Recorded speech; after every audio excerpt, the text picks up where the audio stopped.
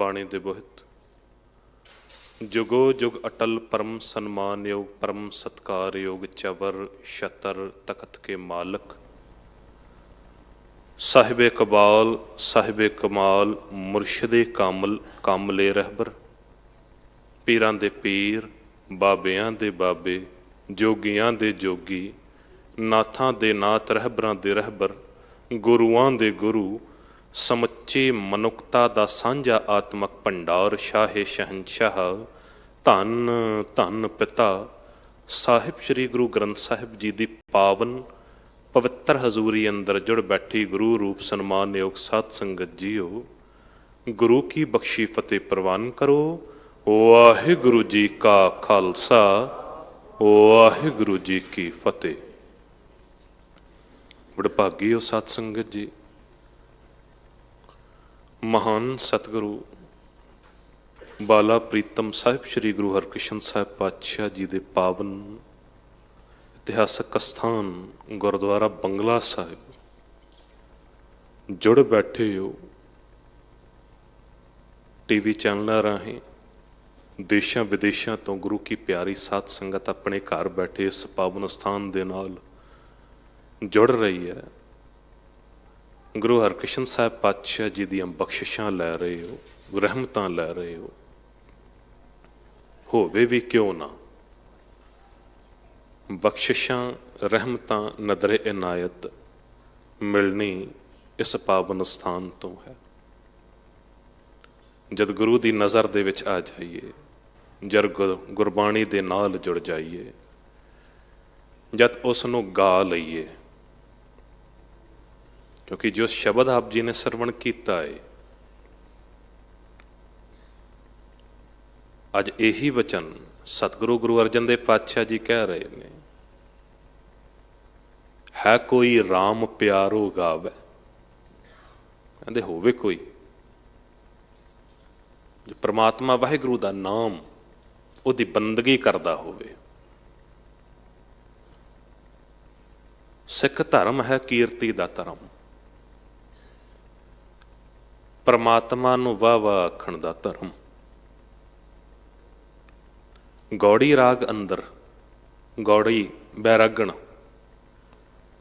रहोए के छंत के घर महला पंजवां।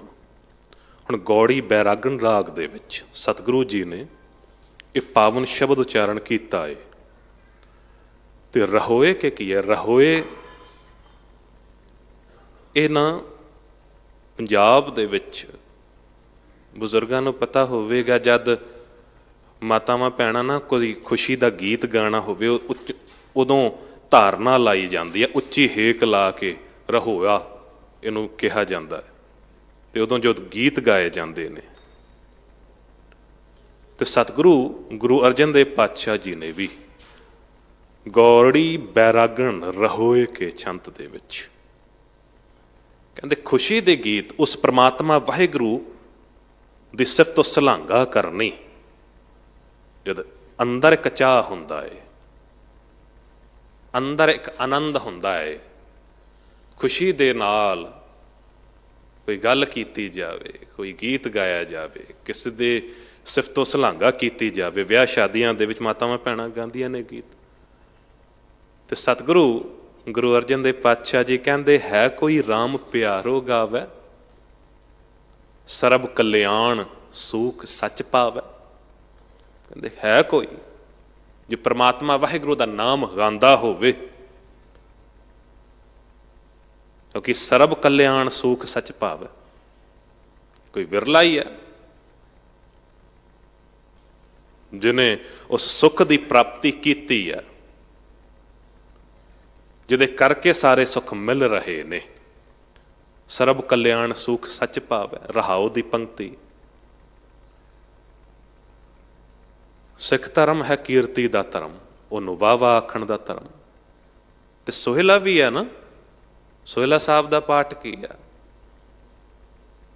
सोहेले भी गाउंदे आ ते पहलां कहा जांदा सी कई बार इनू भी गाया जाता सी ते कीर्तनी सोहेला धारना ला के उदों रागी संग जद गाउंदे सी ते जिस तरह ਆਸਾ ਦੀ ਵਾਰ ਹੈ। ਆਸਾ ਦੀ ਵਾਰ ਗਾਉਣ ਕਰਕੇ, ਕਿਉਂਕਿ ਕੀਰਤਨ ਦੇ ਵਿੱਚ ਰਾਗੀ ਸਿੰਘ ਕੀਰਤਨੀਏ ਸਿੰਘ ਗਾਉਂਦੇ ਨੇ, ਤੇ ਉਹਦਾ ਨਾਮ ਪਾ ਦਿੱਤਾ ਗਿਆ ਸੀ ਕੀਰਤਨੀ ਆਸਾ ਦੀ ਵਾਰ। ਗੁਰੂ ਗ੍ਰੰਥ ਸਾਹਿਬ ਜੀ ਦੇ ਵਿੱਚ ਆਸਾ ਦੀ ਵਾਰ ਹੈ, ਪਰ ਉੱਥੇ ਕੀਰਤਨੀ ਨਹੀਂ ਹੈ, ਆਸਾ ਦੀ ਵਾਰ। ਪਰ ਇੱਥੇ ਗਾਉਣ ਕਰਕੇ ਉਹਦਾ ਨਾਮ ਪੈ ਗਿਆ ਸੀ ਕੀਰਤਨੀ ਆਸਾ ਦੀ ਵਾਰ। ਸੋਹਲਾ ਸਾਹਿਬ ਜੋ ਹੈ ਗੁਰੂ ਗ੍ਰੰਥ ਸਾਹਿਬ ਜੀ ਦੇ ਵਿੱਚ ਕੇਵਲ ਸੋਹਿਲਾ ਹੈ, ਪਰ ਗਾਉਣ ਕਰਕੇ, ਪੜ੍ਹਨ ਕਰਕੇ ਉਹਦਾ ਨਾਮ ਪਾ ਦਿੱਤਾ ਗਿਆ ਕੀਰਤਨੀ ਸੋਹਿਲਾ। ਹੁਣ ਸੋਹਿਲਾ ਖੁਸ਼ੀ ਦਾ ਗੀਤ, ਪਰਮਾਤਮਾ ਦੀ ਸਿਫਤੋ ਸਲਾਘਾ ਕਰਨੀ, ਉਹਨੂੰ ਗਾਉਣਾ, ਉਹਦੀ ਬੰਦਗੀ ਕਰਨੀ। ਤੇ ਬਿਲਕੁਲ ਇਸੇ ਤਰ੍ਹਾਂ ਅੱਜ ਦਾ ਵੀ ਇਹ ਪਾਵਨ ਸ਼ਬਦ।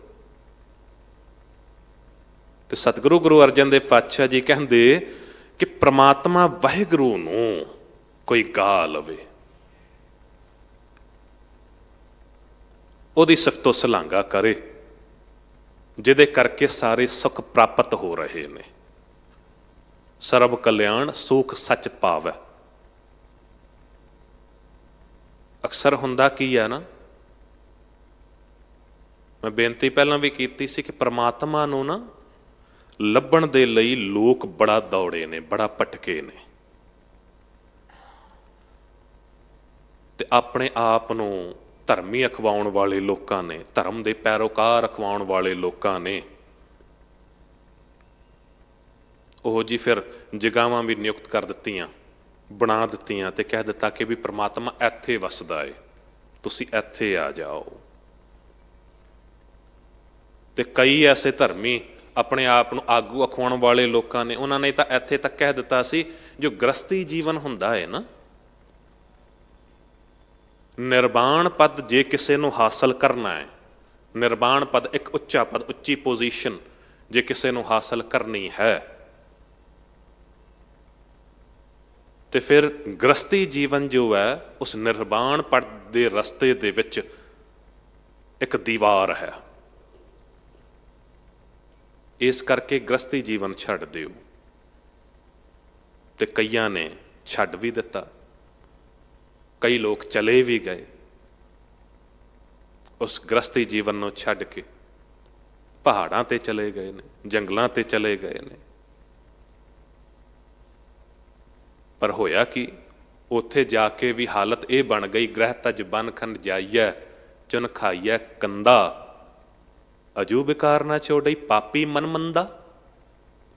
ਗ੍ਰਸਤੀ ਜੀਵਨ ਨੂੰ ਛੱਡ ਕੇ ਗਏ ਸੀ ਕਿ ਪ੍ਰਮਾਤਮਾ ਨੂੰ ਮਿਲਣਾ ਹੈ। ਪਹਾੜਾਂ ਤੇ ਜਪ ਤਪ ਕੀਤਾ, ਜੰਗਲਾਂ 'ਚ ਜਪ ਤਪ ਕੀਤਾ ਹੈ, ਪਰ ਉੱਥੇ ਵੀ ਜਾ ਕੇ ਕੇਵਲ ਹੰਕਾਰ ਹੀ ਹੱਥ 'ਚ ਆਇਆ।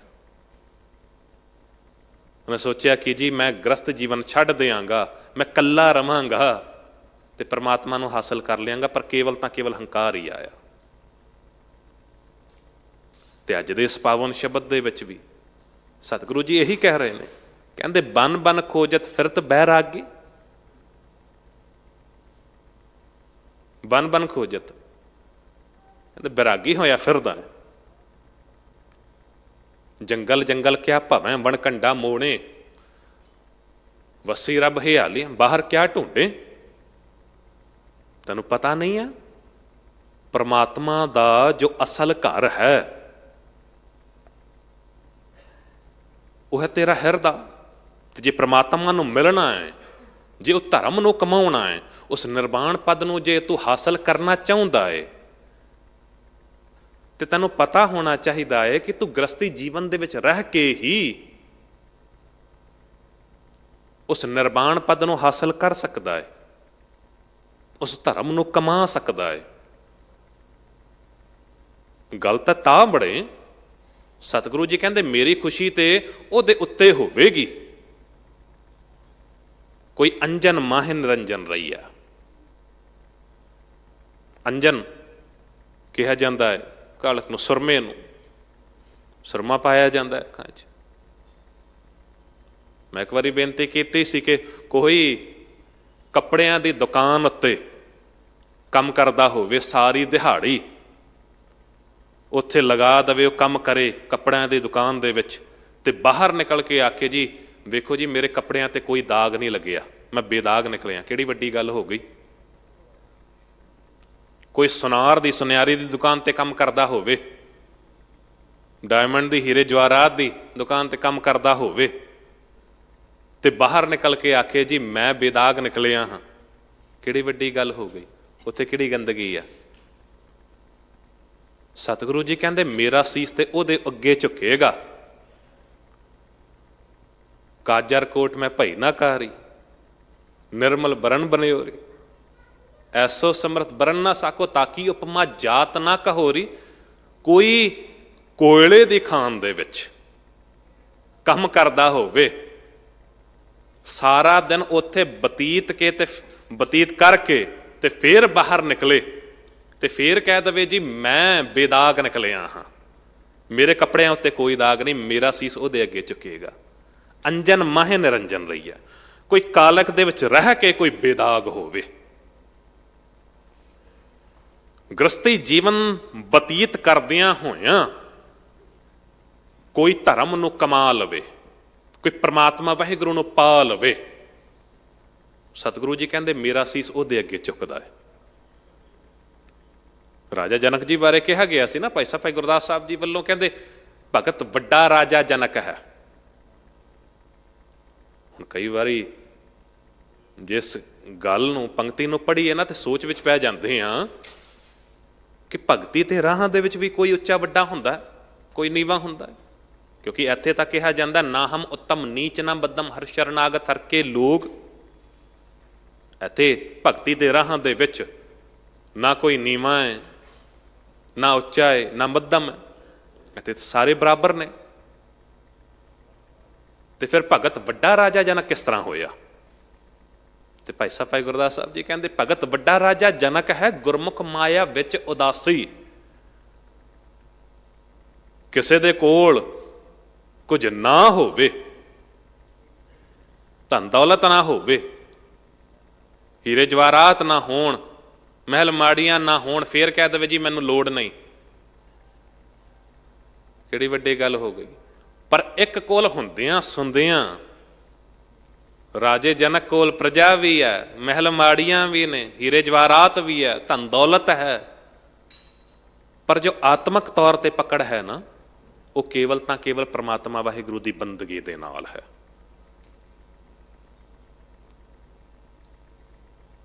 परमात्मा वाहिगुरू का नाम माया की है। सत संगत जी मैं बेनती कर दिया, हर वो चीज माया है जो परमात्मा वाहिगुरू तो तोड़ दवे ते अपने नाल जोड़ लवे। कहा जाता ना माया होई नागणी जगत रही लपटाए, जो इसकी सेवा करे तिस ही को फिर खाए। हुण माया केवल पैसे नहीं ने, क्योंकि केवल पैसे हुंदे धन दौलत ही हुंदी ते फिर आम कार विहार किस तरह चल सकते सन। गुरु नानक देव पातशाह जी भी ना, तुसीं वेखो जिस वेले प्रचार दौरे ते सन ते मैं तां कल्याण दास जी माता जी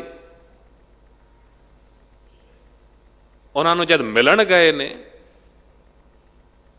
तो किन्ना सत्कार गुरु नानक देव पातशाह जी करते हुंदे सन। मैं अक्सर बेनती करदा हाँ, घर दे विच ना जद भी माँ बाप होण, बुजुर्ग होण तो जरूर उन्हां दी सेवा करो। क्योंकि जे तुहाडे बुजुर्ग हन, जे माँ बाप हन, इउं जाणो रब बैठा है साडे कोल। गुरु नानक देव पातशाह जी आप गुरु हो के बाणी का प्रचार बड़ा किया। शिवनाम वर्गे सेवादार नाल सन, भाई भगीधर जी वर्गे, भाई लहणा जी वर्गे, बाबा बुड्ढा जी गुरु नानक देव पातशाह जी दे कोल रहिंदे हुंदे सन। पर जद भी लंगर प्रशादा छकाउणा ना, जद कोल हुंदे सन, मैं तां कल्याण दास जी दे, माता तत्ता जी दे, ते आप अपने हत्थी लंगर प्रशादा छकाउंदे सन। ते मैं तां कल्याण दास जी ने पुछ लिया कि नानक पहलां ते लग्गिया सी कि कम गड़बड़ी है, कि तू आ गया, घरों जिन्नी भी चीज़ां ने ਚੱਕ ਕੇ ਲੈ ਜਾਂਦਾ ਬਾਹਰ, ਲੁਟਾ ਕੇ ਆ ਜਾਂਦਾ। 20 ਰੁਪਏ ਦਿੱਤੇ ਸਨ, ਉਹ ਵੀ ਵੰਡ ਕੇ ਹੀ ਆ ਗਿਆ, ਲੰਗਰ ਛਕਾ ਕੇ ਆ ਗਿਆ, ਉਜਾੜ ਕੇ ਹੀ ਆ ਗਿਆ। ਪਰ ਹੁਣ ਲੱਗਦਾ ਹੈ ਕਿ ਕੋਈ ਨਾ ਕੋਈ ਬਰਕਤ ਤੇ ਹੋਵੇਗੀ, ਕੋਈ ਨਾ ਕੋਈ ਚੀਜ਼ ਤੇਰੇ ਅੰਦਰ ਹੈ ਕਿ ਐਨੇ ਵਿਦਵਾਨ ਵੱਡੇ ਵੱਡੇ ਮਹਾਂਪੁਰਖ ਤੇਰੇ ਪਿੱਛੇ ਲੱਗੀ ਤੁਰੇ ਫਿਰਦੇ ਨੇ, ਐਵੇਂ ਤੇ ਨਹੀਂ ਨਾ? ਫਿਰ ਸਾਨੂੰ ਵੀ ਕੋਈ ਜਲਵਾ ਵਿਖਾ। ਕਹਿਣ ਲੱਗੇ ਪਿਤਾ ਜੀ ਹੋਵੇ ਕੋਈ ਸਿੱਖ, ਕੋਈ ਸ਼ਰਧਾਵਾਨ, ਉਹਨੂੰ ਤੇ ਜਲਵਾ ਵਿਖਾਇਆ ਜਾਵੇ। ਤੁਸੀਂ ਆਪ ਪਿਤਾ ਹੋ, ਬੁਰਕੀ ਤੋੜ ਕੇ ਮੇਰੇ ਮੁੱਖੇ 'ਚ ਪਾਉਂਦੇ ਰਹੇ ਹੋ, ਤੁਹਾਨੂੰ ਕੀ ਜਲਵਾ ਵਿਖਾਵਾਂ ਮੈਂ? ਤੁਸੀਂ ਪਿਤਾ ਹੋ ਮੇਰੇ। ਤੇ ਉਦੋਂ ਕਹਿੰਦੇ ਚਲੋ ਠੀਕ ਹੈ, ਇਸ ਤਰ੍ਹਾਂ ਸਮਝੋ ਕਿ ਮੈਂ ਅੱਜ ਤੁਹਾਡਾ ਪਿਤਾ ਨਹੀਂ ਹਾਂ, ਇੱਕ ਆਮ ਸਾਧਾਰਨ ਜਿਹਾ ਮਨੁੱਖ ਤੁਹਾਡੇ ਕੋਲ ਸਿੱਖਿਆ ਲੈਣ ਲਈ ਆਇਆ ਹੈ, ਇੱਕ ਆਮ ਬਜ਼ੁਰਗ ਤੁਹਾਡੇ ਕੋਲ ਸਿੱਖਿਆ ਲੈਣ ਲਈ ਆਇਆ ਹੈ, ਹੁਣ ਕੁਝ ਸਿੱਖਿਆ ਮੈਨੂੰ ਦਿਓ। ਤੇ ਉਦੋਂ ਸਿੱਖਿਆ ਦਿੱਤੀ ਗੁਰੂ ਨਾਨਕ ਦੇਵ ਪਾਤਸ਼ਾਹ ਜੀ ਕਹਿੰਦੇ ਜੇ ਸਿੱਖ ਬਣ ਕੇ ਆਏ ਹੋ ਨਾ, ਵਾਕਈ ਸਾਧ ਸੰਗਤ ਜੀ ਯਾਦ ਰੱਖਣਾ, ਗੁਰੂ ਦੀ ਬਖਸ਼ਿਸ਼, ਗੁਰੂ ਦੀ ਸਿੱਖਿਆ, ਗੁਰੂ ਦੀ ਰਹਿਮਤ ਉਦੋਂ ਹੀ ਮਿਲ ਸਕਦੀ ਹੈ ਜਦ ਸਿੱਖ ਬਣ ਕੇ ਆਈਏ, ਜਦ ਆਪਣੀ ਮੱਤ ਨੂੰ ਮਾਰ ਕੇ ਆਈਏ। ਇੱਥੇ ਕੋਈ ਪਿਤਾ ਬਣ ਕੇ ਆਵੇ, ਕੋਈ ਸਿਆਣਾ ਚਲਾਕ ਬਣ ਕੇ ਆਵੇ, ਗੱਲ ਨਹੀਂ ਬਣੇਗੀ। ਕੋਈ ਪਿਤਾ ਵੀ ਬਣ ਕੇ ਆ ਜਾਵੇ ਤਾਂ ਗੱਲ ਨਹੀਂ ਬਣੇਗੀ। ਗੁਰੂ ਦੀ ਬਖਸ਼ਿਸ਼ ਵੀ ਲੈਣੀ ਸੀ ਤੇ ਸਿੱਖ ਬਣ ਕੇ ਆਏ ਮਹਿਤਾ ਕਲਿਆਣ ਦਾਸ ਜੀ। ਤੇ ਗੁਰੂ ਨਾਨਕ ਦੇਵ ਪਾਤਸ਼ਾਹ ਜੀ ਨੇ ਕਹਿ ਦਿੱਤਾ, ਫਿਰ ਪਿਤਾ ਜੀ ਸੁਣੋ, ਸਾਡੀ ਜੋ ਮੱਤ ਹੈ ਨਾ, ਇੱਕ ਬੇੜੀ ਹੈ, ਬੇੜੀ ਤਰਦੀ ਵੀ ਪਾਣੀ ਉੱਤੇ ਹੈ ਤੇ ਡੁੱਬਦੀ ਵੀ ਪਾਣੀ ਦੇ ਵਿੱਚ ਹੀ ਹੈ।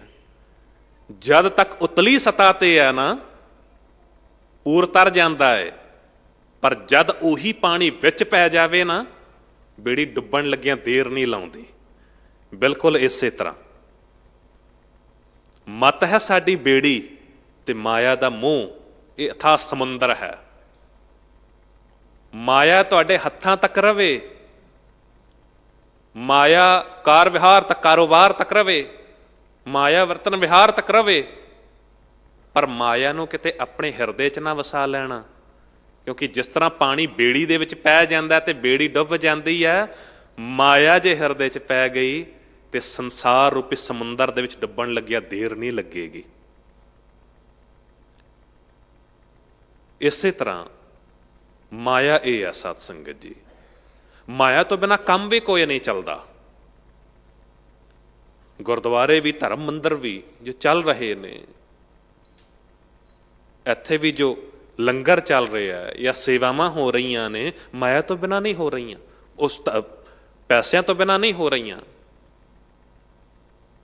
ਮਾਇਆ ਹੋਈ ਨਾਗਣੀ, ਜਗਤ ਰਹੀ ਲਪਟਾਏ।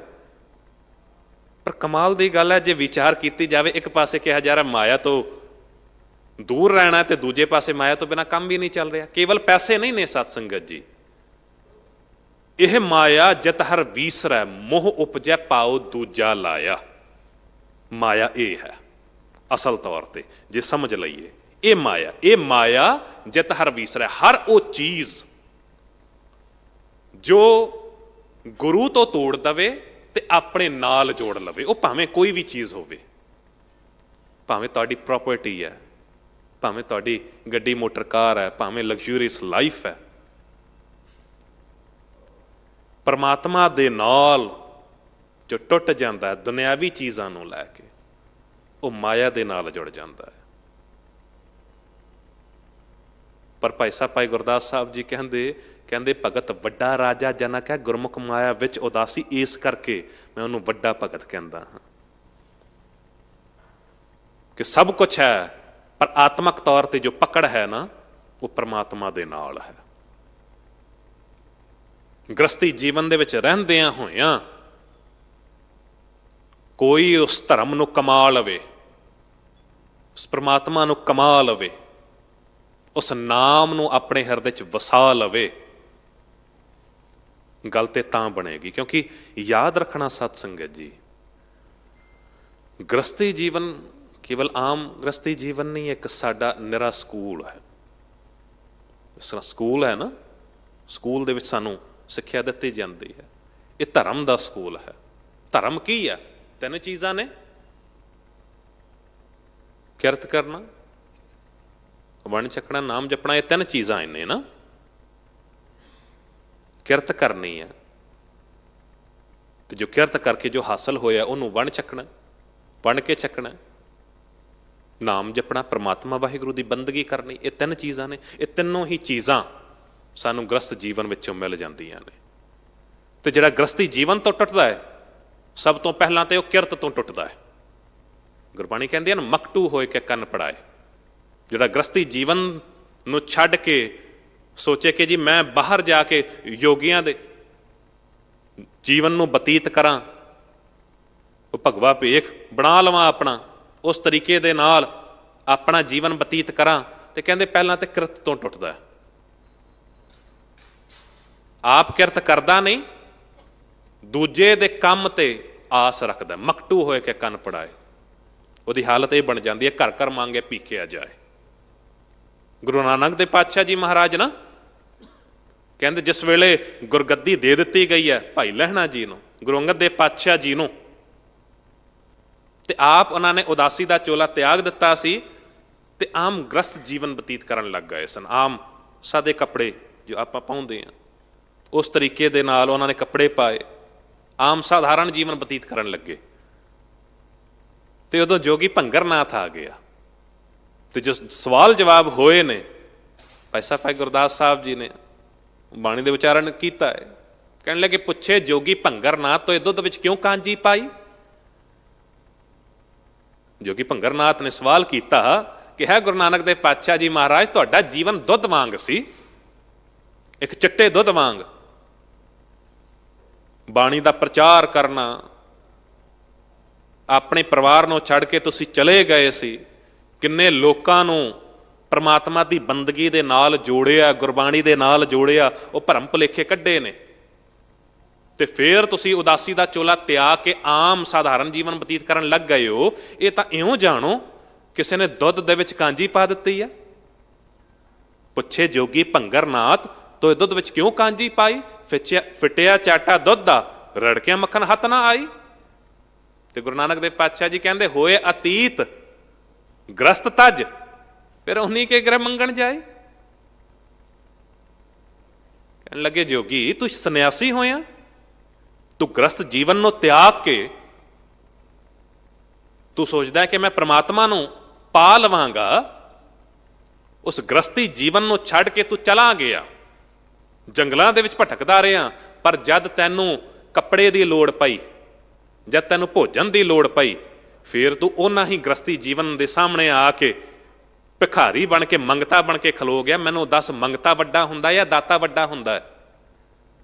ਗ੍ਰਸਤੀ ਜੀਵਨ ਵਾਲਾ ਤੇਰਾ ਦਾਤਾ ਬਣਿਆ, ਤੂੰ ਉਹਨਾਂ ਦਾ ਮੰਗਤਾ ਬਣਿਆ ਹੋਇਆ। ਯਾਦ ਰੱਖਣਾ ਸਤ ਸੰਗਤ ਜੀ, ਪਰਮਾਤਮਾ ਨੂੰ ਜੇ ਹਾਸਲ ਕਰਨਾ ਹੈ, ਜੇ ਸਹੀ ਮਾਇਨਿਆਂ ਦੇ ਵਿੱਚ ਧਰਮ ਨੂੰ ਕਮਾਉਣਾ ਹੈ, ਤੇ ਗ੍ਰਸਤੀ ਜੀਵਨ ਦੇ ਵਿੱਚ ਰਹਿ ਕੇ ਹੀ ਅਸੀਂ ਕਮਾ ਸਕਦੇ ਹਾਂ। ਜਿਨ੍ਹਾਂ ਨੇ ਸਮਝ ਲਿਆ ਉਹਨਾਂ ਨੂੰ ਗੱਲ ਪੱਲੇ ਪੈ ਗਈ ਹੈ। ਨਹੀਂ ਤਾਂ ਕਈਆਂ ਨੇ ਭੇਖ ਧਾਰਨ ਕੀਤੇ ਨੇ।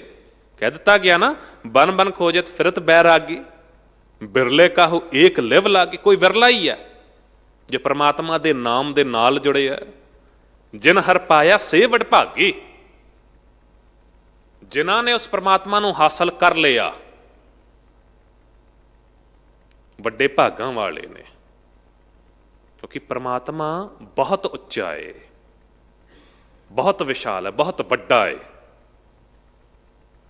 ਉਹਦੀ ਤਾਕਤ ਦਾ ਅੰਦਾਜ਼ਾ ਵੀ ਅਸੀਂ ਨਹੀਂ ਲਗਾ ਸਕਦੇ। ਉਹ ਤੇ ਐਸਾ ਹੈ ਨਾ, ਜਿਸ ਤਰ੍ਹਾਂ ਗੁਰਬਾਣੀ ਕਹਿੰਦੀ ਹੈ, ਕਹਿੰਦੀ ਉਹਦੀ ਤਾਕਤ ਕਿੰਨੀ ਆ। ਸ਼ੀਹਾ ਬਾਜਾ ਚਰਗਾ ਕੋਈਆਂ,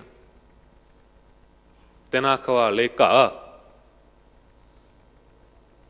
ਘਾਹ ਖਾਣ ਤੇਰਾ ਮਾਸ ਖਵਾਲੇ, ਇਹ ਚਲਾਏ ਰਾਹ। ਨਦੀਆਂ ਦੇ ਵਿੱਚ ਟਿੱਬੇ ਦੇ ਖਾਲੇ, ਥਲੀ ਕਰੇ ਅਸਗਾ, ਜਲ ਤੇ ਥਲ ਕਰ ਥਲ ਤੇ ਕੂਮਾ, ਕੂਪ ਤੇ ਮੇੜ ਕਰਾਵੇ। ਧਰਤੀ ਤੇ ਆਕਾਸ਼ ਚੜਾਵੇ, ਚੜਿਆ ਆਕਾਸ਼ ਗਿਰਾਵੇ। ਭੇਖਾਰੀ ਤੇ ਰਾਜ ਕਰਾਵੇ, ਰਾਜਾ ਤੇ ਭੇਖਾਰੀ।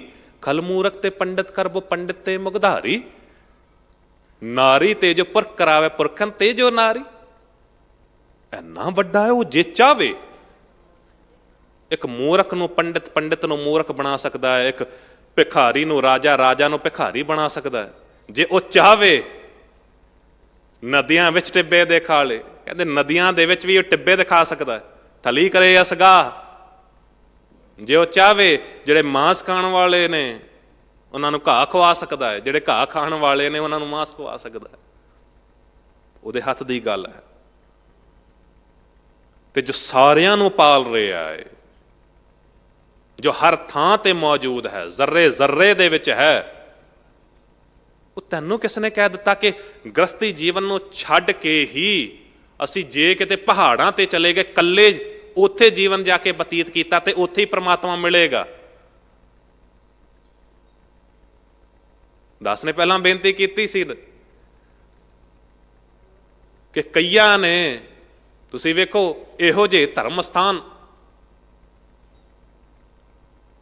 ਤਿਆਰ ਕਰਕੇ ਤੇ ਕਹਿ ਦਿੱਤਾ ਸੀ ਪ੍ਰਮਾਤਮਾ ਇੱਥੇ ਵਸਦਾ ਹੈ, ਤੁਸੀਂ ਇੱਥੇ ਆ ਜਾਓ। ਤੇ ਲੋਕ ਤੁਰੇ ਸੀ, ਤੇ ਜਦ ਲੋਕ ਤੁਰੇ,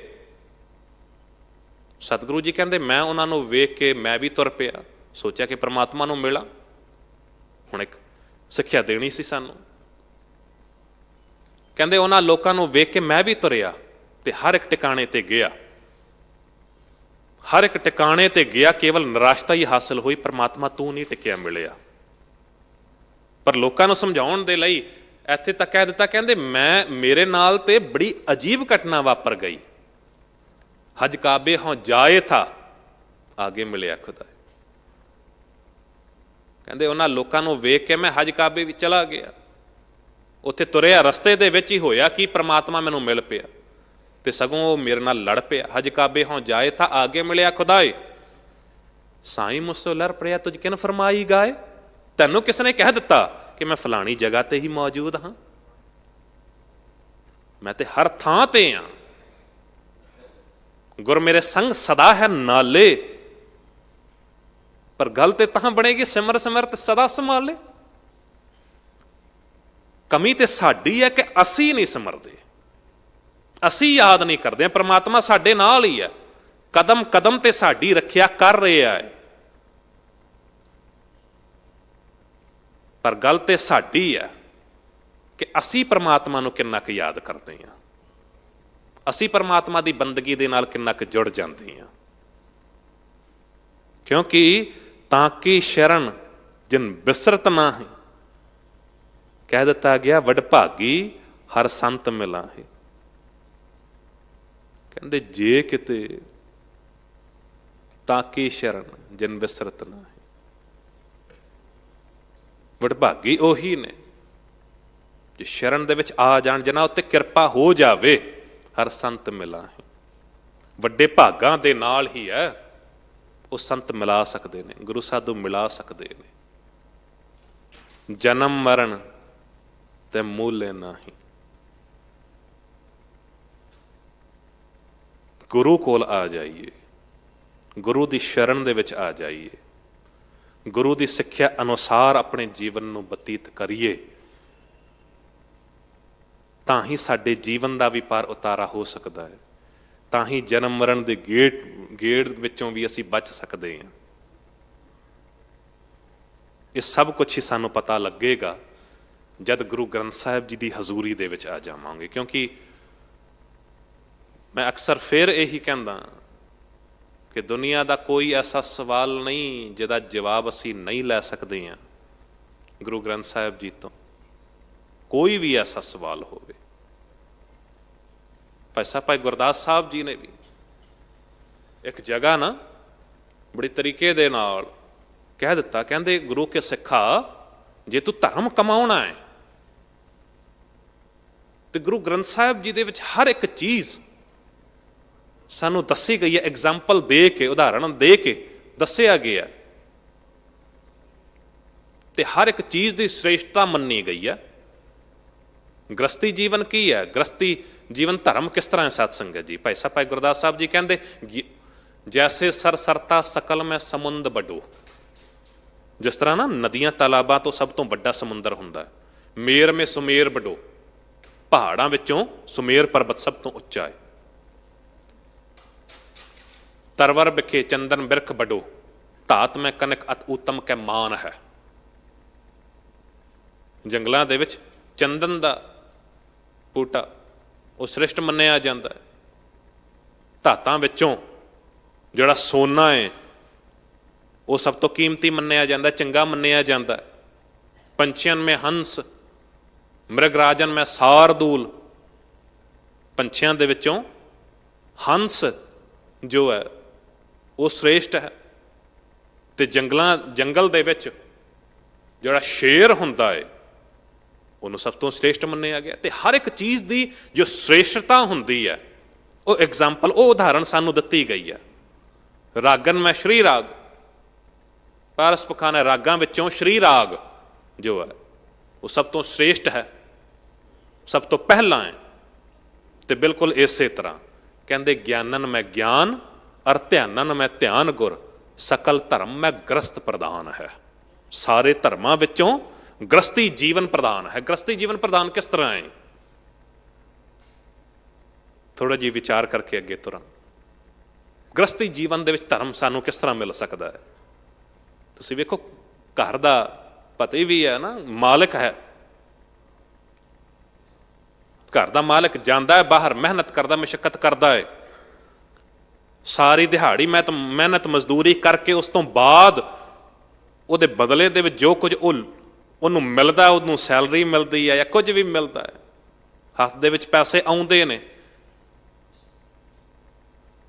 ਤੇ ਉਹਦੇ ਵਿੱਚ ਇਹ ਨਹੀਂ ਸੋਚਦਾ ਕਿ ਮੈਂ ਮਿਹਨਤ ਕੀਤੀ ਹੈ, ਮੈਂ ਆਪਣੇ ਲਈ ਕੁਝ ਖਰੀਦ ਲਿਆ। ਨਹੀਂ, ਉਹ ਸੋਚਦਾ ਕਿ ਪਹਿਲਾਂ ਬੱਚਿਆਂ ਦੇ ਲਈ ਕੋਈ ਖਿਡੌਣਾ ਖਰੀਦਣਾ, ਉਹਨਾਂ ਲਈ ਕੋਈ ਚੀਜ਼ ਲੈ ਕੇ ਜਾਣੀ ਹੈ। ਘਰ ਪਤਨੀ ਬੈਠੀ ਹੈ, ਉਹਦੇ ਲਈ ਕੋਈ ਕੱਪੜਾ ਲੈ ਕੇ ਜਾਣਾ, ਕੋਈ ਸੂਟ ਲੈ ਕੇ ਜਾਣਾ। ਕਿਰਤ ਕਰਨੀ, ਪਹਿਲਾਂ ਕਿਰਤ ਕਰਨੀ, ਫਿਰ ਵਣ ਚੱਕਣ ਵਾਲੀ ਗੱਲ ਇੱਥੇ ਆਉਂਦੀ ਹੈ। ਘਰ ਦੀ ਇਸਤਰੀ ਜੋ ਹੈ, ਘਰ ਦੀ ਇਸਤਰੀ ਪਹਿਲਾਂ ਸਾਰਾ ਕੰਮ ਕਰਦੀ ਹੈ ਘਰ ਦਾ, ਉਸ ਤੋਂ ਬਾਅਦ ਭੋਜਨ ਤਿਆਰ ਕਰਦੀ ਹੈ। ਹੁਣ ਭੋਜਨ ਤਿਆਰ ਕਰਨ ਵਾਲੀ ਦੇ ਮਨ ਦੇ ਵਿੱਚ ਇਹ ਨਹੀਂ ਆਇਆ ਕਿ ਭੋਜਨ ਤੇ ਮੈਂ ਤਿਆਰ ਕੀਤਾ, ਪਹਿਲਾਂ ਮੈਂ ਖਾ ਲਿਆ। ਨਹੀਂ, ਇੰਤਜ਼ਾਰ ਕਰਦੀ ਹੈ, ਉਡੀਕ ਕਰਦੀ ਹੈ ਕਿ ਘਰ ਦਾ ਮਾਲਕ ਆਵੇਗਾ, ਪਹਿਲਾਂ ਉਹ ਛਕੇਗਾ, ਉਸ ਤੋਂ ਬਾਅਦ ਮੈਂ ਛਕਾਂਗੀ। ਉਹ ਵਣ ਛਕਣ ਵਾਲੀਆਂ ਗੱਲਾਂ ਇੱਥੋਂ ਸ਼ੁਰੂ ਹੁੰਦੀਆਂ ਨੇ। ਮਤਾ ਕਿਤੇ ਸਮਝ ਲਿਓ, ਅਜੋਕੇ ਸਮੇਂ ਦੇ ਵਿੱਚ ਬੜੇ ਖੂਬਸੂਰਤ ਜਵਾਬ ਵੀ ਮਿਲ ਜਾਂਦੇ ਨੇ ਕਿ ਜੀ ਉਹ ਪਤੀ ਵੀ ਤੇ ਹਸਬੈਂਡ ਵੀ ਤੇ ਅੱਜ ਕੱਲ੍ਹ ਬਾਹਰ ਹੀ ਜਾ ਕੇ ਖਾ ਕੇ ਆ ਜਾਂਦੇ ਨੇ, ਤੇ ਅਸੀਂ ਜੇ ਪਹਿਲਾਂ ਖਾ ਲਿਆ ਤੇ ਕੀ ਹੋ ਗਿਆ? ਰਿਸਪੌਂਸਿਬਿਲਿਟੀਜ਼ ਕੀ ਨੇ, ਜ਼ਿੰਮੇਦਾਰੀਆਂ ਕੀ ਨੇ ਸਤਸੰਗਤ ਜੀ, ਇਹ ਸਮਝਣਾ ਪੈਣਾ ਹੈ। ਧਰਮ ਸਾਨੂੰ ਰਿਸਪੌਂਸਿਬਿਲਿਟੀ ਦੇ ਨਾਲ ਜਾਣੂ ਕਰਵਾਉਂਦਾ ਹੈ। ਕਿਰਤ ਕਰਨਾ, ਵੰਡ ਛਕਣਾ ਇੱਥੋਂ ਆਰੰਭ ਹੁੰਦਾ ਹੈ। ਜੇ ਕਿਤੇ 2-4 ਦਿਨ ਤੱਕ ਘਰ ਦੀ ਇਸਤਰੀ ਜੇ ਇੰਤਜ਼ਾਰ ਕਰੇ ਪਤੀ ਦੇ ਲਈ, ਭੋਜਨ ਤਿਆਰ ਕਰਕੇ ਖਾਣਾ ਬਣਾ ਕੇ ਬੈਠੇ ਇੰਤਜ਼ਾਰ ਕਰੇ 2-4 ਦਿਨ, ਤੇ ਪਤੀ ਨੂੰ ਵੀ ਇਸ ਗੱਲ ਦਾ ਅਹਿਸਾਸ ਹੋਵੇਗਾ ਕਿ ਵਾਕਈ ਜੇ ਕਿਤੇ ਬਾਹਰ ਜਾ ਵੀ ਰਿਹਾ ਨਾ ਦੋਸਤਾਂ ਮਿੱਤਰਾਂ ਦੇ ਨਾਲ, ਤੇ ਉਹਨੂੰ ਅਹਿਸਾਸ ਹੋਵੇਗਾ ਕਿ ਹਾਂ, ਮੇਰਾ ਘਰ ਦੇ ਵਿੱਚ ਕੋਈ ਇੰਤਜ਼ਾਰ ਕਰ ਰਿਹਾ, ਕੋਈ ਭੁੱਖਾ ਬੈਠਾ ਹੈ ਮੇਰੇ ਲਈ, ਤੇ ਉਹਨੂੰ ਵੀ ਇੱਕ ਮਜਬੂਰੀ ਹੋ ਜਾਵੇਗੀ। ਇਹ ਰਿਸਪੌਂਸਿਬਿਲਿਟੀ ਫਿਰ ਉਹਨੂੰ ਪਿੱਛੇ ਖਿੱਚੇਗੀ। ਵਣ ਚੱਕਣ ਦੀਆਂ ਗੱਲਾਂ ਇੱਥੋਂ ਸ਼ੁਰੂ ਹੁੰਦੀਆਂ ਨੇ। ਇੱਕ ਦੂਜੇ ਦੇ ਪ੍ਰਤੀ ਜ਼ਿੰਮੇਦਾਰੀ ਦਾ ਅਹਿਸਾਸ ਉਦੋਂ ਹੁੰਦਾ ਹੈ। ਬੱਚਿਆਂ ਦੇ ਬਾਰੇ ਅਸੀਂ ਕਹਿੰਦੇ ਹਾਂ ਕਿ ਬੱਚੇ ਜੋ ਨੇ ਪਰਮਾਤਮਾ ਵਾਹਿਗੁਰੂ ਦੀ ਦੇਣ ਹੈ, ਮਿੱਠੇ ਮੇਵੇ ਨੇ, ਪਰ ਬੱਚੇ ਜੋ ਨੇ ਉਹਨਾਂ ਨੂੰ ਵੀ ਸਿੱਖਿਆ ਦੇਣੀ ਬਹੁਤ ਜ਼ਰੂਰੀ ਹੈ। ਅੱਜ ਸੁਭਾਅ ਨਹੀਂ ਰਹੇ। ਮੈਂ ਅਕਸਰ ਬੇਨਤੀ ਕਰਦਾ, ਇੱਕ ਵਾਰੀ ਮੈਂ ਕਿਹਾ ਸੀ ਕਿ ਬੱਚਿਆਂ ਦੇ ਲਈ ਅਸੀਂ ਕਮਾ ਤੇ ਰਹੇ ਹਾਂ, ਧਨ ਦੌਲਤ ਇਕੱਠੀ ਕਰ ਰਹੇ ਹਾਂ, ਮਿਹਨਤ ਕਰ ਰਹੇ ਹਾਂ, ਜੋ ਕੁਝ ਵੀ ਦੇਣਾ ਇਹਨਾਂ ਨੂੰ ਦੇਣਾ, ਪਰ ਬੱਚਿਆਂ ਕੋਲ ਬੈਠਣ ਦਾ ਟਾਈਮ ਨਹੀਂ ਹੁੰਦਾ, ਬੱਚਿਆਂ ਦੇ ਨਾਲ ਟਾਈਮ ਨਹੀਂ ਬਿਤਾਉਂਦੇ, ਤੇ ਹੁੰਦਾ ਕੀ ਆ ਕਿ ਬੱਚੇ ਵੀ ਮਾਂ ਬਾਪ ਤੋਂ ਦੂਰ ਹੁੰਦੇ ਚਲੇ ਜਾ ਰਹੇ ਨੇ। ਮਾਂ-ਬਾਪ ਤੋਂ ਦੂਰ ਹੋ ਰਹੇ ਨੇ, ਨੌਕਰਾਂ ਦੀ ਗੋਦ ਵਿੱਚ ਪਲਦੇ ਨੇ, ਮੇਡ ਪਾਲਦੀ ਹੈ, ਨੌਕਰ ਪਾਲਦਾ ਹੈ। ਮਾਂ-ਬਾਪ ਟਾਈਮ ਨਹੀਂ ਦੇ ਪਾ ਰਹੇ ਨੇ ਤੇ ਉਹ ਸੁਭਾਅ ਨਹੀਂ ਰਹੇ। ਉਹ ਅਹਿਸਾਸ ਮਾਂ-ਬਾਪ ਦੇ ਪ੍ਰਤੀ ਜੋ ਪਿਆਰ ਸਤਿਕਾਰ ਹੋਣਾ ਸੀ ਉਹ ਨਹੀਂ ਰਿਹਾ। ਤੇ ਅੱਜ ਕੋਈ ਜੇ ਘਰ ਜਾਂਦਾ ਵੀ ਹੈ ਨਾ ਤੇ ਬੱਚਿਆਂ ਨੂੰ ਫਿਰ ਜ਼ਬਰਦਸਤੀ ਕਹਿਣਾ ਪੈਂਦਾ, ਜੀ ਉੱਠ ਫਤਿਹ ਬੁਲਾ, ਉੱਠ ਮਿਲ, ਫਤਿਹ ਬੁਲਾ, ਕਹਿਣਾ ਪੈਂਦਾ ਹੈ। ਉਹ ਸੁਭਾਅ ਨਹੀਂ ਰਹੇ। ਪਹਿਲਾਂ ਕੀ ਹੁੰਦਾ ਸੀ ਕਿ ਬੱਚਿਆਂ ਨੇ ਸ਼ਾਮਾਂ ਨੂੰ ਜੇ ਸੌਣ ਜਾਣਾ ਤਾਂ ਅਸੀਸਾਂ ਲੈ ਕੇ ਜਾਣੀਆਂ ਮਾਂ-ਬਾਪ ਦੀਆਂ, ਸਵੇਰੇ ਉੱਠਣਾ ਤੇ ਉੱਠ ਕੇ ਫੇਰ ਫਤਿਹ ਬੁਲਾਉਣੀ। ਪਰ ਹੁਣ ਉਹ ਸੁਭਾਅ ਚੇਂਜ ਹੁੰਦੇ ਜਾ ਰਹੇ ਨੇ। ਗੈਜਟਸ, ਮੋਬਾਈਲ, ਟੈਕਨੋਲੋਜੀ, ਇਹਨਾਂ 'ਚ ਆਪਣੇ ਆਪ ਨੂੰ ਇੰਨਾ ਅਸੀਂ ਬਿਜ਼ੀ ਕਰ ਲਿਆ ਕਿ ਇੱਕੋ ਘਰ ਦੇ ਵਿੱਚ ਰਹਿੰਦਿਆਂ ਹੋਇਆਂ 4-5 ਜੀਅ ਵੀ ਜੋ ਨੇ ਉਹ ਇਕੱਠੇ ਬੈਠ ਕੇ ਡਾਈਨਿੰਗ ਟੇਬਲ ਤੇ ਇਕੱਠੇ ਡਿਨਰ ਵੀ ਨਹੀਂ ਕਰ ਸਕਦੇ, ਭੋਜਨ ਵੀ ਨਹੀਂ ਛਕ ਸਕਦੇ। ਇੰਨਾ ਕੁ ਆਪਣੇ ਆਪ ਨੂੰ ਉਸ ਗੈਜਟ ਦੇ ਵਿੱਚ, ਉਸ ਮੋਬਾਈਲ ਦੇ ਵਿੱਚ ਆਪਣੇ ਆਪ ਨੂੰ ਬਿਜ਼ੀ ਕਰ ਲਿਆ। ਪਿਤਾ ਆਪਣੇ ਰੂਮ ਦੇ ਵਿੱਚ ਹੈ, ਘਰ ਦੀ ਇਸਤਰੀ ਮਾਂ ਆਪਣੇ ਪਤਨੀ ਆਪਣੇ ਕਿਚਨ ਦੇ ਵਿੱਚ ਉਹ ਕੰਮ ਕਰ ਰਹੀ ਹੈ, ਬੱਚੇ ਆਪਣੇ ਆਪਣੇ ਮੋਬਾਈਲ ਨਾਲ ਲੱਗੇ ਹੋਏ ਨੇ। ਸੋ ਕਹਿਣ ਦਾ ਭਾਵ, ਜੇ ਗ੍ਰਸਤੀ ਜੀਵਨ ਦੇ ਵਿੱਚ ਰਹਿ ਕੇ ਹੀ ਧਰਮ ਨੂੰ ਕਮਾ ਲਈਏ, ਕਿਉਂਕਿ ਧਰਮ ਜੇ ਕਮਾਇਆ ਜਾਵੇਗਾ ਤੇ ਗ੍ਰਸਤੀ ਜੀਵਨ ਦੇ ਵਿੱਚ ਰਹਿ ਕੇ। ਗੁਰੂ ਰਾਮਦਾਸ ਪਾਤਸ਼ਾਹ ਜੀ ਨੇ ਵੀ ਇਹੀ ਸਿੱਖਿਆ ਦਿੱਤੀ ਸੀ ਆਪਣੇ ਪੁੱਤਰ ਨੂੰ, ਪ੍ਰਿਥੀ ਚੰਦ ਨੂੰ, ਕਿ ਕਾਹੇ ਪੂਤ ਝਗਰਤ ਹਉ ਸੰਗ ਬਾਪ, ਜਿਨਕੇ ਜਣੇ ਬਡੀਰੇ ਤੁਮ ਹੋ ਤਿਨ ਸਿਉ ਝਗਰਤ ਪਾਪ। ਉਸ ਪਿਤਾ ਦੇ ਨਾਲ ਕਿਉਂ ਝਗੜਦਾ ਹੈ ਮੇਰੇ ਬੱਚੇ, ਜਿਸ ਪਿਤਾ ਨੇ ਤੈਨੂੰ ਪਾਲਿਆ ਪੋਸਿਆ, ਆਪਣੀਆਂ ਖੁਆਇਸ਼ਾਂ ਨੂੰ ਮਾਰ ਕੇ ਤੇ ਤੈਨੂੰ ਜ਼ਿੰਦਗੀ ਦੇ ਵਿੱਚ ਤੇਰੀਆਂ ਇੱਛਾਵਾਂ ਨੂੰ ਪੂਰਾ ਕੀਤਾ। ਤੇਰੇ ਮੂੰਹ ਤੋਂ ਨਿਕਲਣ ਵਾਲੀ ਹਰ ਇੱਕ ਚੀਜ਼ ਤੋਂ ਪਹਿਲਾਂ ਹੀ ਤੇਰੇ ਸਾਹਮਣੇ ਉਹ ਚੀਜ਼ ਲਿਆ ਕੇ ਤੈਨੂੰ ਦੇ ਦਿੱਤੀ। ਉਸ ਪਿਤਾ ਨਾਲ ਕਿਉਂ ਝਗੜਦਾ ਹੈ? ਕਾਹੇ ਪੂਤ ਝਗਰਤ ਹਉ ਸੰਗ ਬਾਪ, ਜਿਨਕੇ ਜਣੇ ਬਡੀਰੇ ਤੁਮ ਹੋ ਤਿਨ ਸਿਉ ਝਗਰਤ ਪਾਪ। ਜਿਸ ਤਨ ਕਾ ਤੁਮ ਗਰਭ ਕਰਤ ਹੋ ਸੋ ਤਨ ਕਿਸੈ ਨਾਥ, ਖਿਨ ਮੈਂ ਛੋੜ ਜਾਏ ਬਕਿਆ ਰਸ ਤਉ ਲਾਗੋ ਪਛਤਾਪ। ਜੇ ਧਰਮ ਨੂੰ ਕਮਾਉਣਾ ਹੈ ਤੇ ਫਿਰ ਆਪਣੇ ਮਾਂ-ਬਾਪ ਦੀ ਸੇਵਾ ਕਰੋ। ਉਹਨਾਂ ਬੱਚਿਆਂ ਨੂੰ ਕਹਿਣਾ ਚਾਹਾਂਗਾ, ਬਜ਼ੁਰਗ ਜੇ ਫੇਰ ਮੈਂ ਬੇਨਤੀ ਕਰਦੇ ਹਾਂ, ਗੁਰੂ ਨਾਨਕ ਦੇਵ ਪਾਤਸ਼ਾਹ ਜੀ ਮਹਾਰਾਜ ਗੁਰੂ ਹੋਣ ਦੇ ਬਾਵਜੂਦ ਆਪ ਆਪਣੇ ਹੱਥੀਂ ਲੰਗਰ ਛਕਾਉਂਦੇ ਹੁੰਦੇ ਸਨ, ਮਹਿਤਾ ਕਲਿਆਣ ਦਾਸ ਜੀ ਨੂੰ, ਮਾਤਾ ਤ੍ਰਿਪਤਾ ਜੀ ਨੂੰ। ਤੇ ਫਿਰ ਕੀ ਅਸੀਂ ਨਹੀਂ ਕਰ ਸਕਦੇ ਹਾਂ? ਉਹ ਅਸੀਸਾਂ, ਉਹ ਆਸ਼ੀਰਵਾਦ ਉਦੋਂ ਹੀ ਨਿਕਲ ਸਕਦਾ ਹੈ ਸੱਚੇ ਦਿਲ ਤੋਂ ਜੇ ਕਿਤੇ ਉਹਨਾਂ ਦੀ ਸੇਵਾ ਕਰ ਲਈਏ। ਤੇ ਮੈਂ ਇਸ ਗੱਲ ਨੂੰ ਸਮਝਦਾ ਹਾਂ ਕਿ ਜਿਹੜੇ ਬੱਚੇ ਜੋ ਗੁਰੂ ਗ੍ਰੰਥ ਸਾਹਿਬ ਜੀ ਨੂੰ ਮੱਥਾ ਟੇਕਦਾ ਹੈ ਨਾ, ਉਹ ਮਾਂ-ਬਾਪ ਨੂੰ ਕਦੇ ਵੀ ਦੁਖੀ ਨਹੀਂ ਕਰੇਗਾ, ਮਾਂ-ਬਾਪ ਦਾ ਵੀ ਓਨਾ ਹੀ ਸਤਿਕਾਰ ਕਰੇਗਾ। ਤੇ ਜਿਹੜੇ ਮਾਂ-ਬਾਪ ਦੀ ਗੱਲ ਨਹੀਂ ਮੰਨਦੇ, ਉਹ ਗੁਰੂ ਗ੍ਰੰਥ ਸਾਹਿਬ ਜੀ ਨੂੰ ਕੀ ਮੱਥਾ ਟੇਕ ਲੈਣਗੇ? ਗੁਰਦੇਵ ਮਾਤਾ, ਗੁਰਦੇਵ ਪਿਤਾ, ਗੁਰੂ ਹੀ ਸਾਡੀ ਮਾਤਾ, ਗੁਰੂ ਸਾਡਾ ਪਿਤਾ ਹੈ। ਦੁਨਿਆਵੀ ਮਾਂ-ਬਾਪ ਦੇ ਵਿੱਚ ਕਿਤੇ ਨਾ ਕਿਤੇ ਕੋਈ ਔਗਣ ਹੋ ਸਕਦਾ ਹੈ, ਪਰ ਯਾਦ ਰੱਖਣਾ ਸਤ ਸੰਗਤ ਜੀ, ਜਿਨ੍ਹਾਂ ਨੇ ਇੰਨਾ ਸਭ ਕੁਝ ਕੀਤਾ, ਜਿਨ੍ਹਾਂ ਦੇ ਕਰਕੇ ਅਸੀਂ ਇਸ ਲਾਈਫ ਨੂੰ, ਇਸ ਜੀਵਨ ਨੂੰ ਬਤੀਤ ਕਰ ਰਹੇ ਹਾਂ, ਤੇ ਕਿਉਂ ਨਾ ਸ਼ੁਕਰਾਨਾ ਕਰੀਏ। ਗੁਰੂ ਗ੍ਰੰਥ ਸਾਹਿਬ ਸਾਨੂੰ ਇਹ ਸਿਖਾਉਂਦਾ ਹੈ। ਪਤੀ ਪਤਨੀ ਦਾ ਜੋ ਰਿਸ਼ਤਾ ਹੈ ਨਾ, ਇਹ ਸਾਨੂੰ ਸਿਖਾਉਂਦਾ ਹੈ ਕਿ ਧਰਮ ਕਿਸ ਤਰ੍ਹਾਂ ਕਮਾਉਣਾ ਹੈ। ਮੈਂ ਇੱਕ ਵਾਰੀ ਜ਼ਿਕਰ ਕੀਤਾ ਸੀ, ਮਾਤਾ ਭੈਣਾਂ ਬੈਠੀਆਂ ਨੇ, ਅੱਜ ਨਾ ਬਹੁਤਾ ਇਹ ਸੋਚ ਸੋਚੀ ਜਾਂਦੀ ਹੈ, ਗੱਲ ਚੱਲ ਰਹੀ ਹੈ ਭੈਣਾਂ ਦੇ ਵਿੱਚ ਕਿ ਜੇ ਮੇਰਾ ਜੋ ਪਤੀ ਆ ਨਾ, ਉਹ ਕੇਵਲ ਮੇਰਾ ਹੀ ਕਹਿਣਾ ਮੰਨੇ, ਮੇਰੇ ਹੀ ਸੁਣੇ, ਮੇਰੀ ਹੀ ਗੱਲ ਮੰਨੇ, ਜੋ ਮੈਂ ਕਹਾਂ ਉਹ ਕੁਝ ਕਰੇ। ਤੇ ਉਹਦੇ ਲਈ ਦੂਜੇ ਰਸਤੇ ਵੀ ਅਪਣਾਏ ਜਾਂਦੇ ਨੇ, ਗਲਤ ਰਾਹ ਤੇ ਵੀ ਤੁਰਿਆ ਜਾਂਦਾ। ਫਿਰ ਕਰਮਕਾਂਡ ਉਹੋ ਜਿਹੇ ਕਰਨੇ ਜੋ ਘਰਾਂ ਦੇ ਵਿੱਚ ਕੇਵਲ ਕਲੇਸ਼ ਹੀ ਪੈਦਾ ਕਰਦੇ ਨੇ, ਹੋਰ ਕੁਝ ਨਹੀਂ। ਗੁਰੂ ਗ੍ਰੰਥ ਸਾਹਿਬ ਜੀ ਕਹਿੰਦੇ, ਮੇਰੀ ਬੱਚੀ, ਜੇ ਗ੍ਰਸਤ ਜੀਵਨ ਦੇ ਵਿੱਚ ਸੁਖੀ ਰਹਿਣਾ ਹੈ ਨਾ, ਤੇ ਮੈਂ ਤੈਨੂੰ ਦੱਸਦਾ, ਤੂੰ ਮੇਰੇ ਕੋਲ ਆ, ਹੋਰ ਕਿਤੇ ਜਾਣ ਦੀ ਲੋੜ ਨਹੀਂ। ਦੋ ਭੈਣਾਂ ਦੀ ਗੱਲ ਕਰਵਾਈ ਨਾ ਆਪਸ ਦੇ ਵਿੱਚ, ਕਹਿੰਦੇ ਇੱਕ ਵੱਡੀ ਭੈਣ ਦਾ ਵਿਆਹ ਹੋ ਗਿਆ, ਉਹ ਆਪਣੇ ਘਰ ਦੇ ਵਿੱਚ ਸੁਖੀ ਹੈ, ਖੁਸ਼ ਹੈ, ਸੱਸ ਸਹੁਰੇ ਵੀ ਉਹਦੀ ਇੱਜ਼ਤ ਕਰਦੇ ਨੇ, ਪਤੀ ਵੀ ਉਹਨੂੰ ਪਿਆਰ ਕਰਦਾ, ਸਤਿਕਾਰ ਦਿੰਦਾ ਏ, ਹਰ ਇੱਕ ਬੰਦਾ ਉਹਦਾ ਸਤਿਕਾਰ ਕਰਦਾ ਏ। ਤੇ ਹੁਣ ਛੋਟੀ ਭੈਣ ਦਾ ਵਿਆਹ ਹੋਣ ਵਾਲਾ ਏ, ਤੇ ਉਹਨੇ ਸਵਾਲ ਕੀਤਾ ਆਪਣੀ ਭੈਣ ਨੂੰ, ਕਹਿੰਦੇ, ਭੈਣੇ, ਕਵਣ ਸੋ ਅੱਖਰ ਕਵਣ ਗੁਣ, ਕਵਣ ਸੋ ਮਣੀਆਂ ਮੰਤ, ਕਵਣ ਸੋ ਵੇਸੋ ਹਉ ਕਰੀ ਜਿਤਵਤ ਸਾਵੀ ਕੰਤ। ਕਵਣ ਸੋ ਅੱਖਰ, ਕਿਹੜੇ ਅੱਖਰ ਬੋਲਾਂ, ਕਿਹੜੇ ਬੋਲ ਬੋਲਾਂ।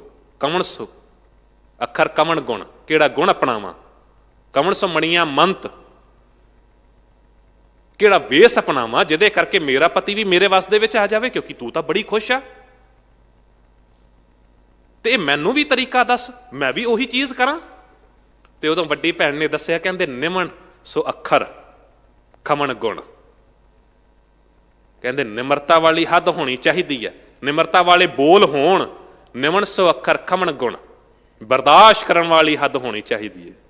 ਜੇ ਬਾ ਮਣੀਆਂ ਮੰਤ, ਜ਼ਬਾਨ ਉੱਤੇ ਮਿਠਾਸ ਹੋਵੇ, ਇਹ ਤ੍ਰੈ ਭੈਣੇ ਵੇਸ ਕਰ ਤਾਵਸ ਆਵੀ ਕੰਤ। ਕਹਿੰਦੇ ਉਦੋਂ ਦੁਨਿਆਵੀ ਪਤੀ ਕੀ, ਪਤੀ ਪਰਮੇਸ਼ਵਰ ਪ੍ਰਮਾਤਮਾ ਵਾਹਿਗੁਰੂ ਵੀ ਤੇਰੇ ਵਾਸਤੇ ਵਿੱਚ ਆ ਜਾਵੇਗਾ। ਸੋ ਕਹਿਣ ਦਾ ਭਾਵ ਸਾਧ ਸੰਗਤ ਜੀ, ਗ੍ਰਸਤੀ ਜੀਵਨ ਦੇ ਵਿੱਚ ਰਹਿ ਕੇ ਹੀ ਸਾਨੂੰ ਧਰਮ ਮਿਲ ਸਕਦਾ ਹੈ। ਸਾਨੂੰ ਬਾਹਰ ਕਿਤੇ ਜਾਣ ਦੀ ਲੋੜ ਨਹੀਂ ਹੈ। ਪਤੀ ਸਾਹਮਣੇ ਆ ਜਾਵੇ ਤੇ ਸ਼ੁਕਰਾਨਾ ਹੋ ਜਾਵੇ ਕਿ ਪ੍ਰਮਾਤਮਾ ਤੁਹਾਡੀ ਕਿਰਪਾ ਦੇ ਨਾਲ ਇਹੋ ਜਿਹਾ ਪਤੀ ਮਿਲਿਆ ਜੋ ਮੇਰੇ ਪ੍ਰਤੀ ਵਫਾਦਾਰ ਹੈ। ਜੇ ਪਤਨੀ ਸਾਹਮਣੇ ਆ ਜਾਂਦੀ ਹੈ ਤੇ ਪਤੀ ਸ਼ੁਕਰਾਨਾ ਕਰ ਦੇਵੇ ਕਿ ਪ੍ਰਮਾਤਮਾ ਤੁਹਾਡੇ ਕਰਕੇ ਇਹੋ ਜਿਹੀ ਪਤਨੀ ਮਿਲੀ ਹੈ, ਜੀਵਨ ਸਾਥਣ ਮਿਲੀ ਹੈ, ਜਿਸ ਨੇ ਘਰ ਨੂੰ ਜੋੜ ਕੇ ਰੱਖਿਆ ਹੈ। ਜੇ ਬੱਚੇ ਸਾਹਮਣੇ ਆ ਜਾਣ ਤਾਂ ਸ਼ੁਕਰਾਨਾ ਆ ਜਾਵੇ ਕਿ ਪ੍ਰਮਾਤਮਾ ਇਹੋ ਜਿਹੇ ਮਿੱਠੇ ਮੇਵੇ ਤੁਹਾਡੀ ਕਿਰਪਾ ਦੇ ਨਾਲ ਨੇ, ਨਹੀਂ ਤਾਂ ਕਈ ਵਾਰੀ ਉਮਰਾਂ ਬੀਤ ਜਾਂਦੀਆਂ ਨੇ, ਔਲਾਦ ਨਸੀਬ ਨਹੀਂ ਹੁੰਦੀ। ਗ੍ਰਸਤੀ ਜੀਵਨ ਦੇ ਵਿੱਚ ਰਹਿ ਕੇ ਅਸੀਂ ਉਸ ਧਰਮ ਨੂੰ ਕਮਾ ਸਕਦੇ ਹਾਂ, ਉਸ ਪ੍ਰਮਾਤਮਾ ਨੂੰ ਹਾਸਲ ਕਰ ਸਕਦੇ ਹਾਂ, ਕਿਉਂਕਿ ਜਿਨ੍ਹਾਂ ਨੇ ਇਸ ਗੱਲ ਨੂੰ ਸਮਝ ਲਿਆ ਤਾਂ ਹੀ ਤਾਂ ਕਹਿ ਦਿੱਤਾ ਗਿਆ ਨਾ, ਕਹਿੰਦੇ ਕਰ ਕਿਰਪਾ ਮਿਲ ਪ੍ਰੀਤਮ ਪਿਆਰੇ, ਬਿਨਾਂ ਸੁਨੋ ਪ੍ਰਭ ਊਚਿਆ ਪਾਰੇ। ਤੁਸੀਂ ਕਿਰਪਾ ਕਰੋ ਸਤਿਗੁਰੂ ਜੀ, ਤੁਸੀਂ ਮਿਲ ਪਾਓ, ਬਿਨਾਂ ਸੁਨੋ ਪ੍ਰਭ ਊਚ ਅਪਾਰੇ, ਨਾਨਕ ਮੰਗਤ ਨਾਮ ਆਧਾਰੇ। ਕਹਿੰਦੇ ਨਾਮ ਹੀ ਮੈਂ ਮੰਗਦਾ ਹਾਂ, ਇਹੀ ਮੇਰੀ ਅਰਦਾਸ ਹੈ। ਤੁਸੀਂ ਉੱਚੇ ਹੋ, ਤੁਸੀਂ ਸਾਰਿਆਂ ਦੀ ਪ੍ਰਤਪਾਲਨਾ ਕਰਨ ਵਾਲੇ ਹੋ। ਕੇਵਲ ਤੁਹਾਡੇ ਦੱਸੇ ਹੋਏ ਰਸਤੇ ਉੱਤੇ ਹੀ ਮੈਂ ਚਲਾਂ ਤੇ ਤਾਂ ਹੀ ਮੇਰੇ ਜੀਵਨ ਦਾ ਕੋਈ ਪਾਰ ਉਤਾਰਾ ਵੀ ਹੋ ਸਕਦਾ ਹੈ। ਨਾਨਕ ਮੰਗਤ ਨਾਮ ਆਧਾਰੇ, ਨਾਮ ਦੇ ਨਾਲ ਹੀ ਇਸ ਸਾਡੇ ਜੀਵਨ ਦਾ ਪਾਰ ਉਤਾਰਾ ਹੋ ਸਕਦਾ ਹੈ। ਗ੍ਰਸਤੀ ਜੀਵਨ ਦੇ ਵਿੱਚ ਰਹਿ ਕੇ ਪਰਮਾਤਮਾ ਨੂੰ ਹਾਸਲ ਕਰੀਏ। ਇਸ ਗ੍ਰਹਿ ਮੈਂ ਕੋਈ ਜਾਗਤ ਰਹਿ, ਸਾਬਤ ਵਸਤ ਉਹ ਆਪਣੀ ਲਹਿ।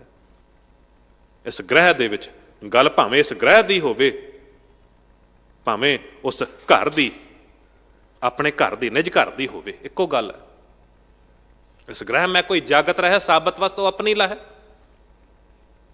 ਫਿਰ ਇਸ ਗ੍ਰਹਿ ਦੇ ਵਿੱਚ ਜੋ ਜਾਗਿਆ ਹੋਇਆ, ਜੋ ਪ੍ਰਮਾਤਮਾ ਦੇ ਦੱਸੇ ਹੋਏ ਰਸਤੇ ਉੱਤੇ ਚੱਲ ਰਿਹਾ ਹੈ,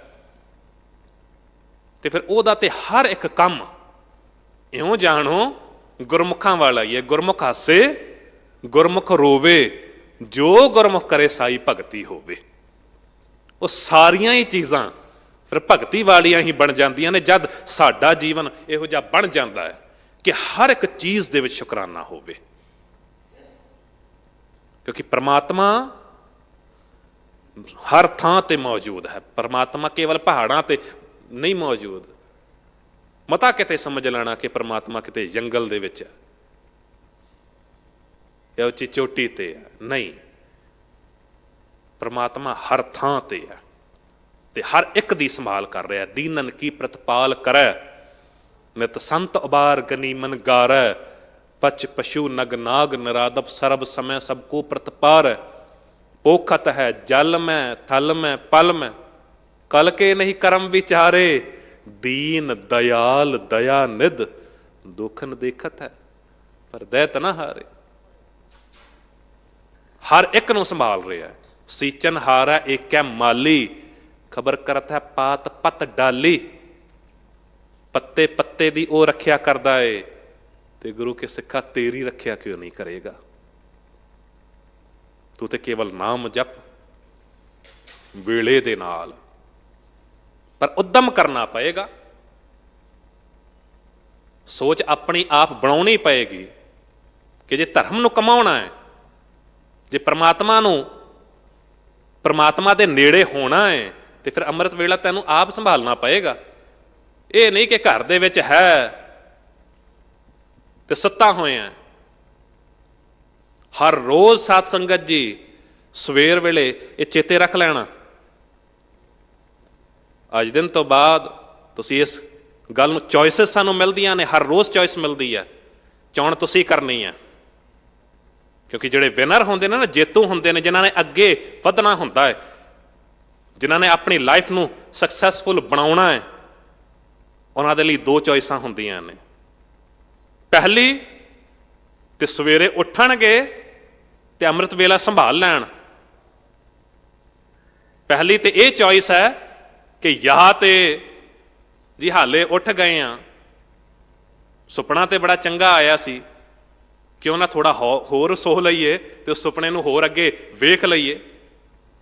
ते दूजी चॉइस ये हुंदी है कि जो सुपना वेखिया है उन्होंने चेज करिए, अगे वधीए, उस सुपने नूं साकार करिए, पूरा करिए, मेहनत मशक्कत करके उस मुकाम उत्ते पहुंचीए। नौजवानों नूं मैं ये बेनती करांगा कि हर रोज़ ही तुहाडे कोल दो चोणां हुंदियां ने, या तो सौ के उस सुपने नूं केवल तां केवल वेख सकते हो, या फिर उठ के उस सुपने पिछे दौड़ के अपने उस सुपने नूं साकार कर सकते हो। गृहस्थी जीवन दे विच रह के जिन्हें धर्म कमाउणा है वो धर्म कमा सकता है। मता किते समझ लेना कि सानू इत्थों छड़ के जाना पवे तां ही असीं नाम कमा सकते हैं, नहीं साध संगत जी। को कह तो सब बाहर बाहर, को कह तो सब मईयो, पर याद रखना नानक कहत सुनोरे लोगा, संत रसन को बस ही हो। परमात्मा कहंदे जिथे बंदगी कीती जाती है ना, उत्थे ही वसदा है। नानक कहत सुनोरे लोगा, संत रसन को बस ही हो। जिथे साधु जन उहदी बंदगी करते होण, जिथे उहदी सिफतो सलांघा होंदी होवे, परमात्मा उत्थे ही वसदा है। सो गुरु किरपा करे, रहमत करे, इसे तरह असी नाम जप लईए, इसे तरह असी परमात्मा की सिफतो सलांघा नूं गा लईए, तां ही साडे जीवन का पार उतारा हो सकदा, तां ही असी परमात्मा नूं भी पा सकते हाँ।